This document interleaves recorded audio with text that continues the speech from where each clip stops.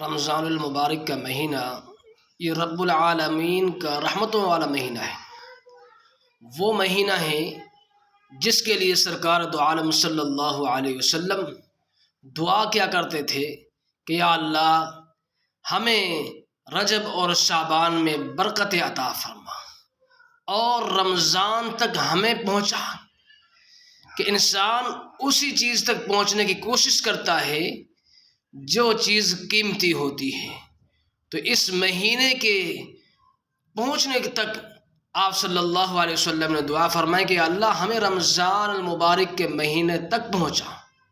تو جس مہینے کے لیے آپ صلی اللہ علیہ وسلم نے دعائیں فرمائی ہیں تو وہ مہینہ آج ہمارے اوپر آ چکا ہے،